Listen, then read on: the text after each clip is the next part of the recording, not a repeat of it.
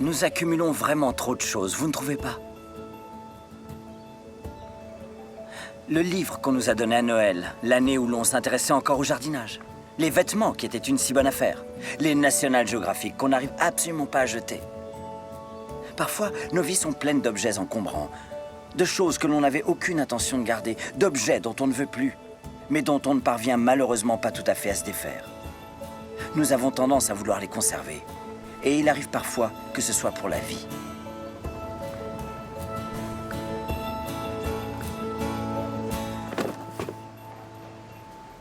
Nous essayons tous de mener une vie heureuse et productive, et la plupart du temps, nous sommes plutôt heureux. Mais malgré ça, qui que nous soyons, nous portons tous un secret, des regrets, une culpabilité dont nous ne parvenons pas à nous défaire. Bien sûr, tout le monde ne se sent pas coupable.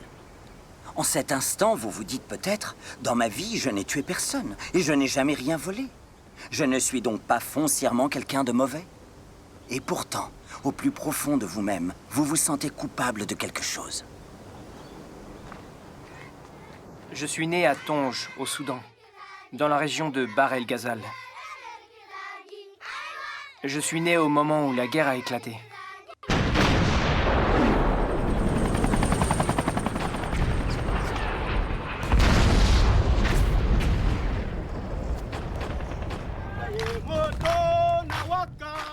Le SPLA a été formé et à l'époque, sa formation a provoqué beaucoup de tensions.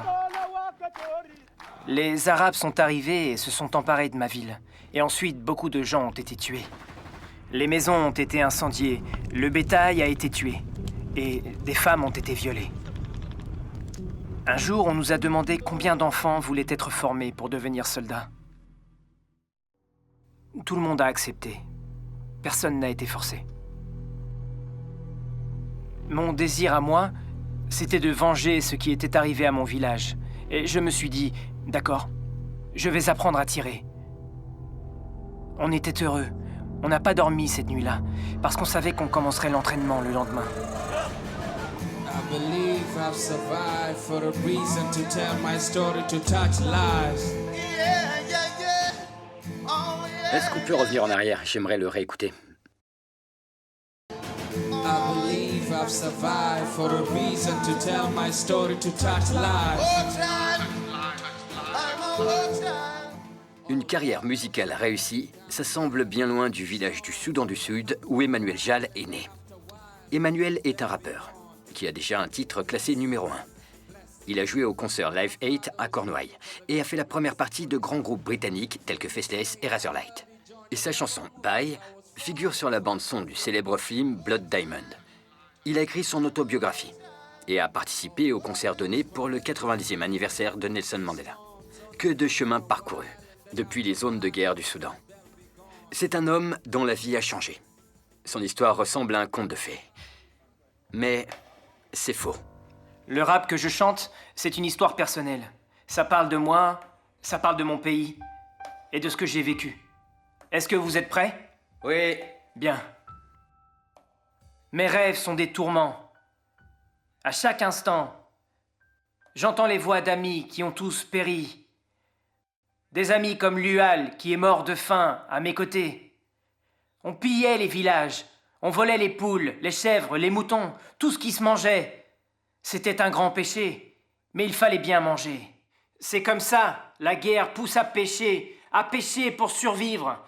Il faut parfois perdre pour gagner, ne pas abandonner, ne jamais céder. À 7 ans, je suis parti, j'ai tout quitté. 1 an plus tard, j'ai un AK-47 pour allier. Je fais la guerre, je ne dors que d'un œil grand ouvert. Je cours, j'esquive, je fais le mort et je me couche. Je vois les gens tomber comme des mouches. Yigish, yigish, j'ôte la vie, jour et nuit. Quelquefois, je fais parfois le mal pour obtenir le bien. Sans trêve, je vis un rêve. Et pour la première fois, je me sens comme un vrai être humain. Ah! Les enfants de Darfour, des ventres affamés à la télé, c'est pour vous que je me bats tous les jours. Demandez à Dieu, je suis là, pourquoi? Mon peuple est pauvre, pourquoi? Des gens innocents meurent tous les jours. Et je demande à Dieu pourquoi et pourquoi. Quand les autres enfants apprenaient à lire et à écrire, j'apprenais à combattre. C'est mon histoire.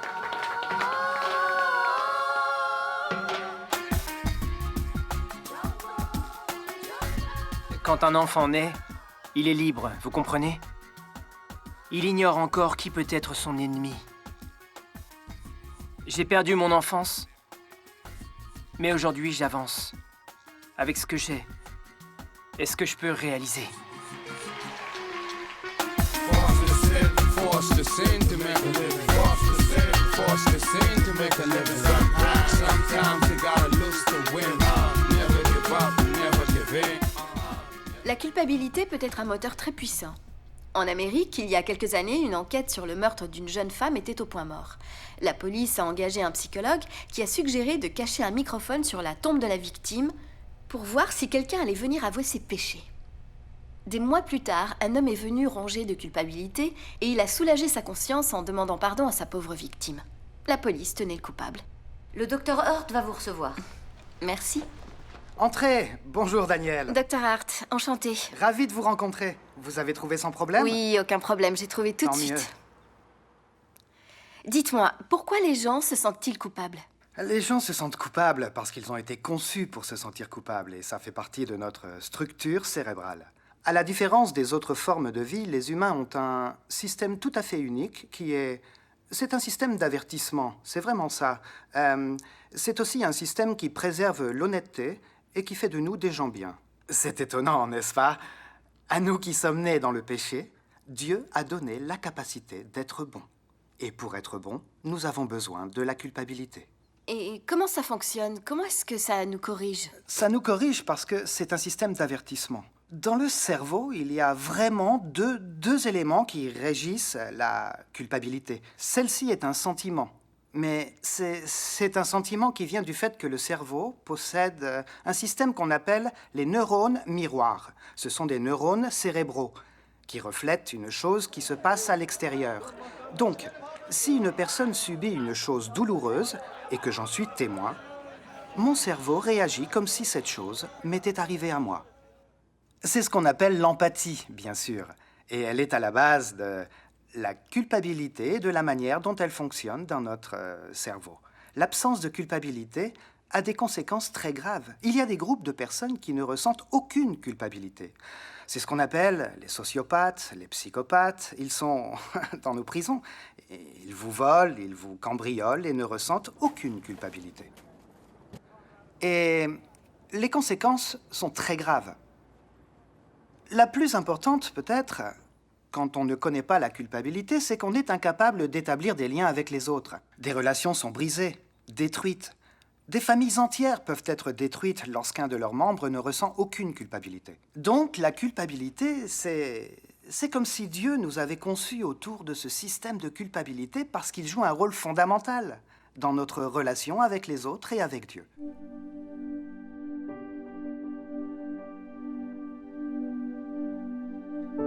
Il n'y a pas que les enfants soldats qui vivent dans les affres de la culpabilité. Je veux dire, qui n'a pas lutté un jour avec sa conscience?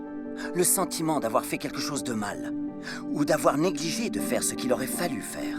Nous essayons de rationaliser, mais au fond de nous, la culpabilité est une voix silencieuse qui refuse obstinément de se taire.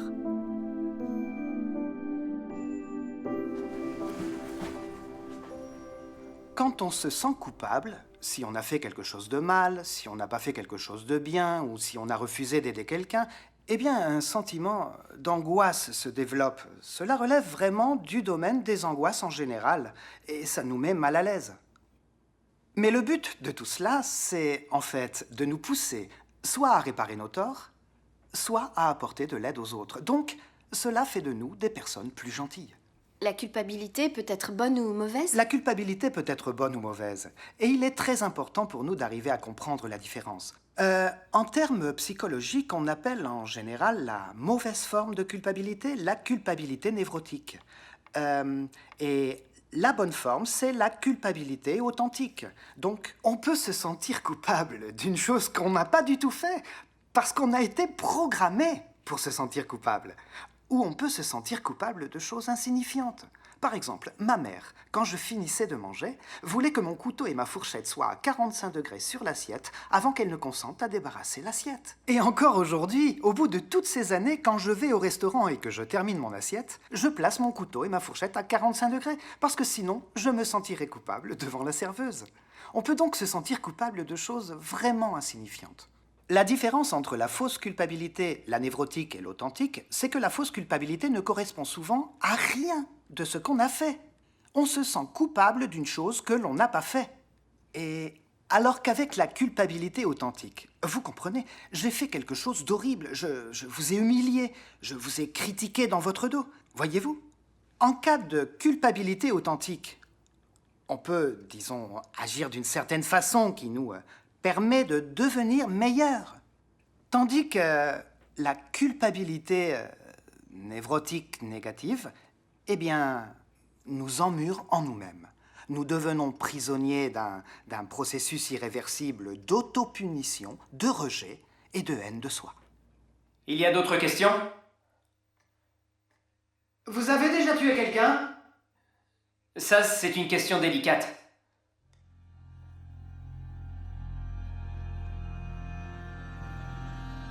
Vous savez, quand on fait la guerre et qu'on est si jeune, parfois on ne sait même pas sur quoi on tire. On mitraille les buissons et on suppose qu'on a tué quelqu'un. Tout ce qu'on fait, c'est... Quand on voit du mouvement dans les buissons, on plonge et ensuite... Ta ta ta ta ta ta ta.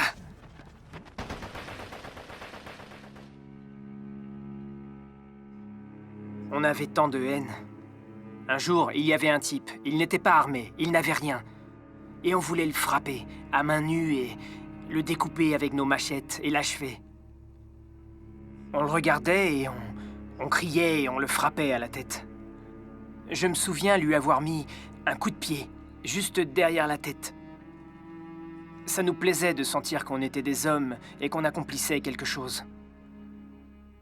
Finalement, on l'a découpé en morceaux, après l'avoir tabassé à mort.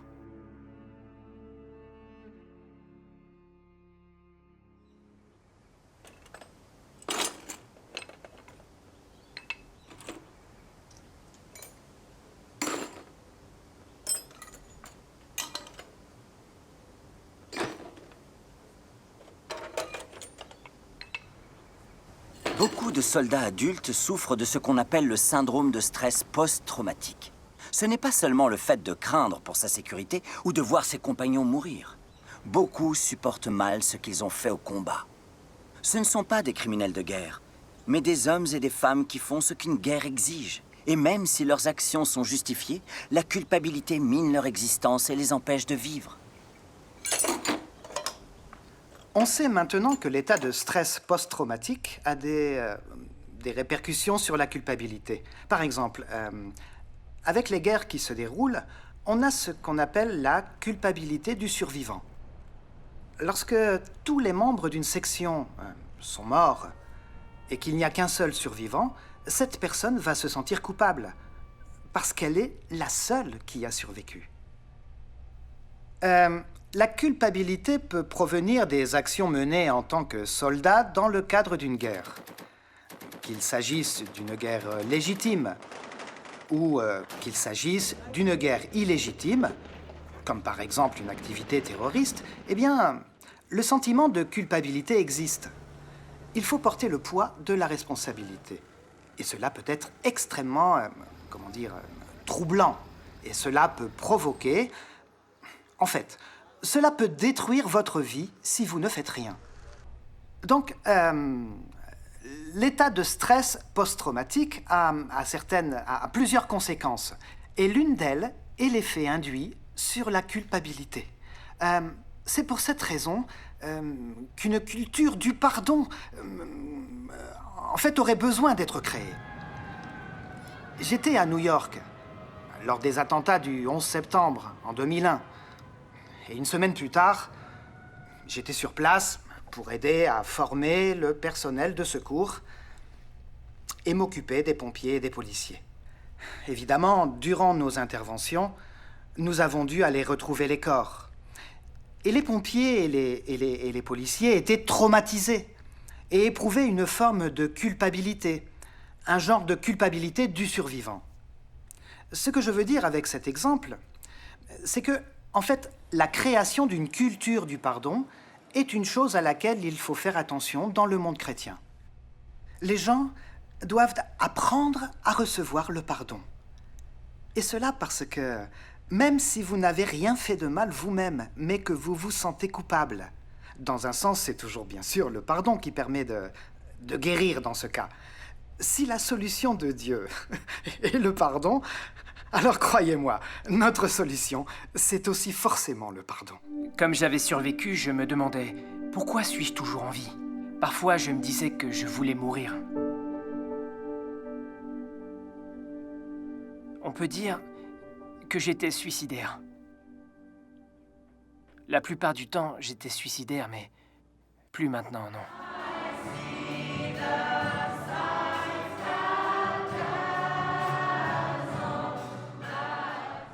Je suis juste venu pour vous saluer et remercier Dieu de m'avoir porté et secouru pendant les moments difficiles que j'ai traversés.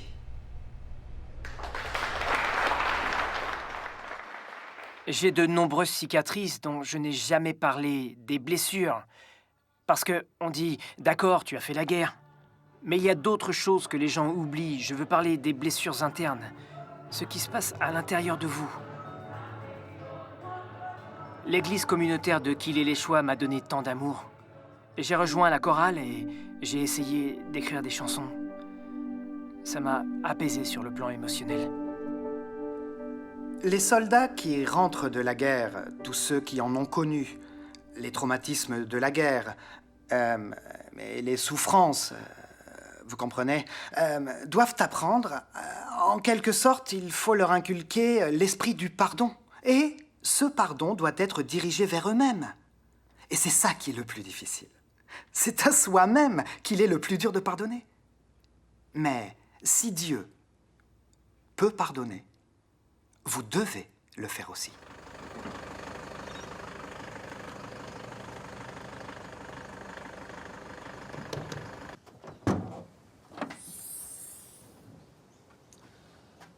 Nous pouvons nous retrouver sur des chemins vraiment difficiles, n'est-ce pas? Cela peut arriver de notre propre fait ou ce sont des situations qui s'imposent à nous. Nous nous retrouvons piégés, sans issue possible. Dans les moments d'accalmie, nous nous rendons compte que nous avons dit, fait ou pensé des choses qui sont loin d'être idéales. La Bible dit qu'il s'agit d'un péché. C'est un mot dépassé, je le sais, mais cela signifie que nous avons fait ou dit des choses blessantes pour les autres, qui vont à l'encontre du dessein de Dieu. La culpabilité est une douleur émotionnelle qui nous dit que nous avons un problème. Et quand nous éprouvons de la culpabilité, nous pouvons choisir comment y remédier. Nous pouvons essayer de l'éviter en l'ignorant, en l'étouffant, au moyen de drogue, de sexe, de médicaments. Ou nous pouvons laisser quelqu'un nous en libérer complètement. J'ai appris une définition d'un pasteur africain. Il y a longtemps, quand je n'avais que 21 ans. On était en train de parler de la situation en Afrique du Sud, qui était épouvantable. Et je lui ai dit, je lui ai posé une question. Je lui ai dit, à votre avis, qu'est-ce qu'il faudrait faire pour arranger les choses? Il a répondu, nous, c'est-à-dire les Noirs, on va devoir pardonner aux Blancs. Et moi j'ai dit cyniquement, oui, mais c'est quoi le pardon?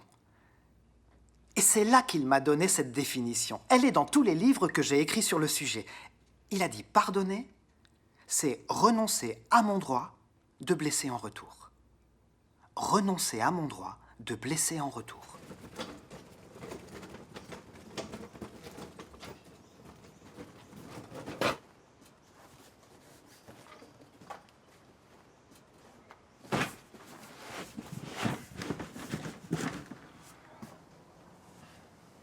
Ouf! Être sauvé, être libéré, ça doit être la chose la plus incroyable qui puisse arriver à quelqu'un. Surtout quelqu'un qui est enfermé dans la culpabilité ou les mauvais choix. C'est justement ce que la mort de Jésus sur la croix a accompli. S'il vous est arrivé de vous demander en quoi la mort de Jésus sur une croix romaine il y a 2000 ans nous concernait aujourd'hui, voilà la réponse. Sur la croix, Jésus a assumé le châtiment pour notre culpabilité. Il a dit, si nous confessons nos péchés, il est fidèle et juste de nous les pardonner et de nous purifier de toute iniquité. 1 Jean 1,9. La vôtre, la mienne, celle d'Emmanuel, la culpabilité du monde entier est tombée sur lui. Voilà en quoi ça nous concerne aujourd'hui. C'est la promesse d'une existence sans culpabilité, une vie sans crainte du passé et pleine d'espoir pour l'avenir. C'est exactement ce que Jésus nous offre, une entière liberté. Pour se rapprocher de Dieu, le système de culpabilité doit fonctionner correctement. Parce que vous voyez, en fin de compte, il y a un problème dans la question du péché. La question du péché, c'est qu'il y a un pardon dont Jésus a payé le prix fort sur la croix et qu'il faut être capable de recevoir parce qu'il ne vous sera pas imposé. Et le fait de se préparer d'une manière très saine, mentalement et spirituellement, à recevoir cette sorte de pardon, devient de plus en plus difficile. Moi, je somme les pasteurs de tâcher, d'essayer de faire en sorte de prêcher de la bonne manière. Prêcher à une culpabilité névrotique ne rapprochera pas les gens de Dieu. Je pense qu'il faut élever Dieu, parce que Dieu est magnifique, il est vertueux. Sa sainteté est tellement merveilleuse. J'en ai les larmes aux yeux, rien que de penser à quel point tout ça est formidable. Bien sûr, si on ne prête pas attention à ce qui se passe à l'intérieur de nous, on ne sera pas capable de vivre l'expérience de cet amour si merveilleux que Dieu nous offre chaque jour de notre vie.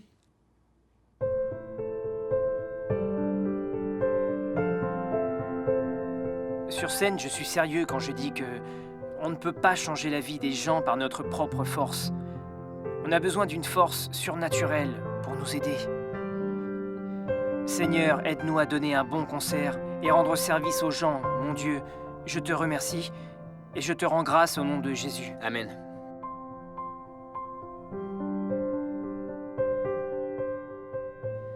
Parfois, quand on se sent coupable, au lieu d'en parler simplement à Jésus, on attend de se sentir mieux pour s'adresser à lui. Mais il ne fonctionne pas comme ça. Il n'attend pas de nous que nous soyons parfaits quand nous nous tournons vers lui. Il nous promet de nous accepter tels que nous sommes, avec notre culpabilité. Dans le livre des psaumes, la Bible nous révèle ceci. « Enfin, je t'ai fait connaître mon péché. Je n'ai pas caché ma faute. J'ai déclaré, j'avouerai mes transgressions à l'Éternel, et toi, tu m'as pardonné. Et je n'ai plus de culpabilité. »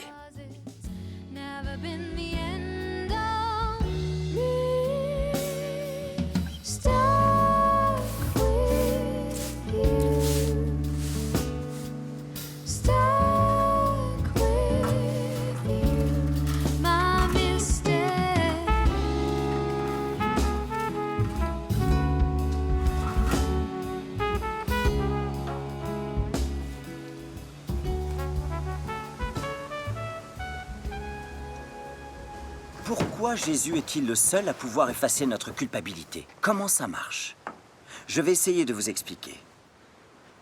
Si j'avais un emprunt d'1 million de dollars et que j'étais incapable de le rembourser à cause de certaines difficultés, la banque aurait plusieurs possibilités. Elle pourrait saisir ma maison et je n'aurais plus rien. Ce serait justice. J'ai contracté cet emprunt et je n'ai pas à me plaindre. Ou alors, elle m'appellerait, pourrait voir que j'ai un problème et me laisser plus de temps pour payer. Ce serait de la clémence. Je n'aurais pas ce que je mérite et je me sentirais vraiment soulagé. Ou elle pourrait effacer ma dette, la payer elle-même et me permettre de garder ma maison. Ça, ce serait la grâce. Il est peu probable qu'une banque le fasse. Mais c'est pourtant ce que fait Jésus à chaque fois que nous allons à lui. Si on se sent coupable, c'est que l'on a enfreint la loi de Dieu. C'est d'abord à Dieu que nous avons causé du tort. Il est donc le seul à pouvoir nous soulager de notre culpabilité et nous pardonner. C'est ce qu'il a fait. et qu'il continue à faire. Il a subi le châtiment prévu par la loi et nous donne une vie que nous ne méritons pas.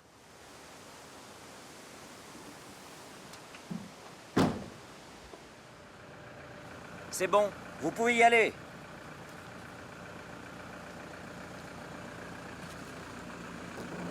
Nous ne sommes pas tous des enfants soldats, des fraudeurs ou des transgresseurs, mais nous avons tous eu envie de prendre un jour un nouveau départ. Jésus, sur sa croix, nous offre une chance de repartir à zéro, en nous soulageant du fardeau de la culpabilité.